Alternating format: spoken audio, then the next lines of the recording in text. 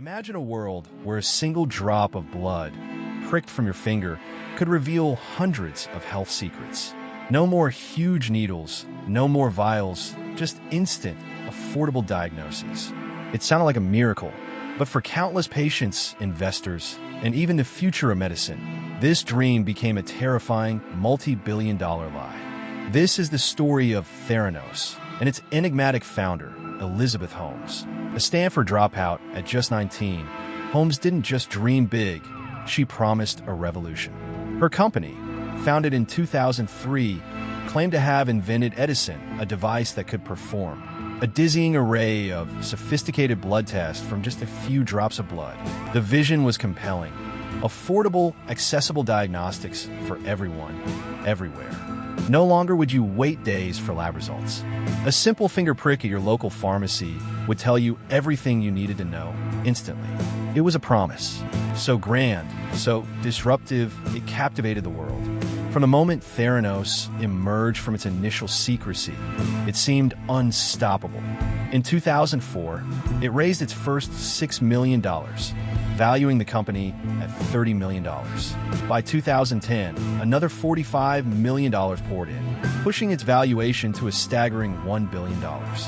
Holmes, meticulously cultivating a Steve Jobs persona with her signature black turtlenecks and a deep, authoritative voice, became a Silicon Valley darling.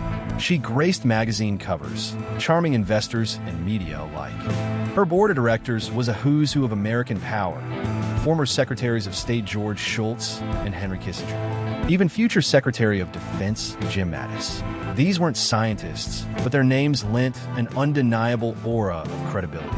Partnerships with giants like Walgreens and Safeway followed, promising Theranos testing centers in pharmacies across the nation. By 2014, Forbes declared Holmes the youngest self-made female billionaire with a personal net worth of $4.5 billion. Theranos itself soared to a peak valuation of $9 billion.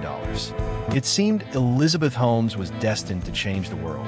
But beneath the gleaming facade of innovation, the Edison device was a catastrophic failure. It was unreliable, inaccurate, and simply couldn't deliver on its promises.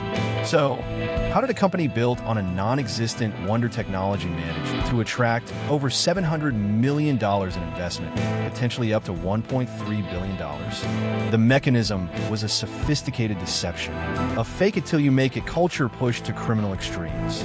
Instead of admitting their device didn't work, Holmes and her second-in-command, Sunny Balwani, made a conscious choice to lie.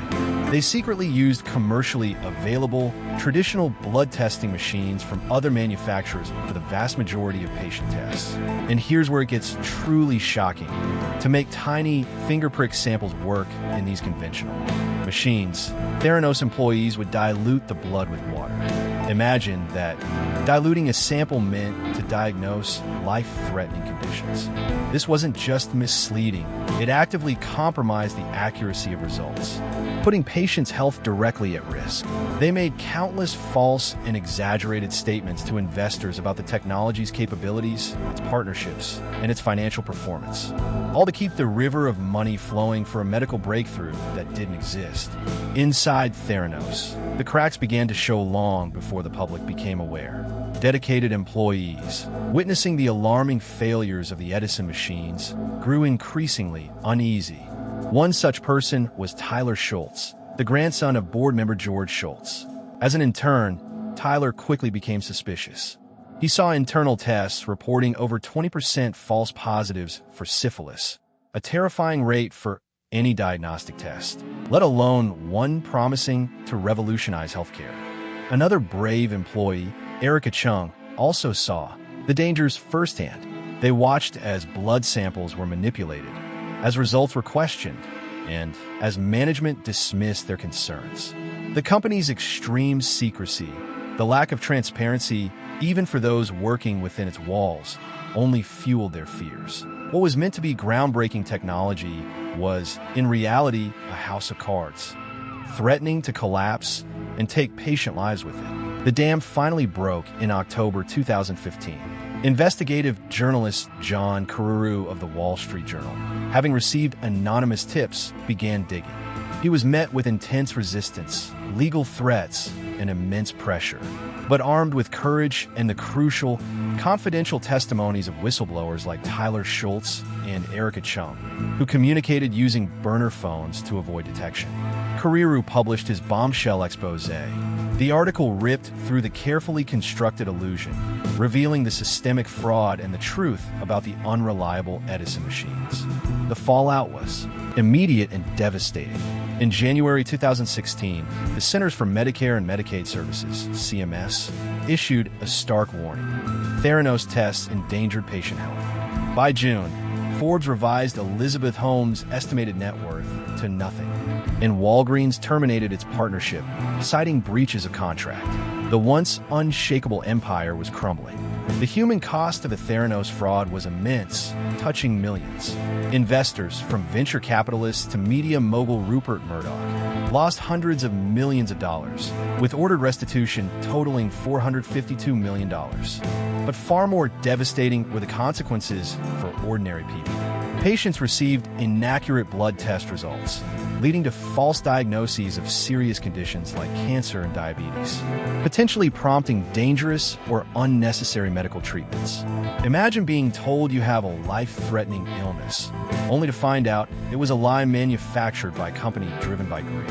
And then there were the whistleblowers like Tyler Schultz.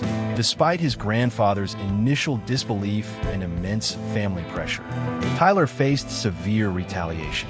Private investigators stalked him, and his family incurred over $400,000 in legal fees just to defend him. He even slept with a knife by his bed, fearing for his safety. His story is a chilling reminder of the personal sacrifice required to expose corporate fraud. By September 2018, Theranos officially dissolved. In January 2022, Elizabeth Holmes was found guilty on 4 counts of wire fraud and conspiracy. Her former partner, Sunny Balwani, was convicted on all 12 counts in July 2022. Holmes was sentenced to 11 years and 3 months in federal prison, Balwani to 12 years and 11 months. The youngest self-made female billionaire's net worth had plummeted from $4.5 billion to a staggering negative $226 million.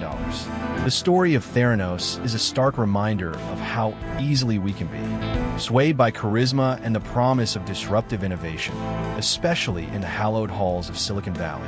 It's a tale where ambition, unchecked by ethics or scientific rigor, devoured billions and shattered trust. Elizabeth Holmes promised a revolution, but delivered a dangerous deception, leaving a trail of financial devastation and, more importantly, a profound betrayal of the public's faith in medical progress. The blood lie revealed the dark side of fake it till you make it, a powerful cautionary tale that resonates deeply, reminding us that true innovation is built on truth, not on a house of cards. This wasn't the first time an empire built on lies collapsed, and tragically, it certainly won't be the last. But stories like Theranos serve as a vital warning, urging us to look beyond the hype, to ask the tough questions, and to demand accountability.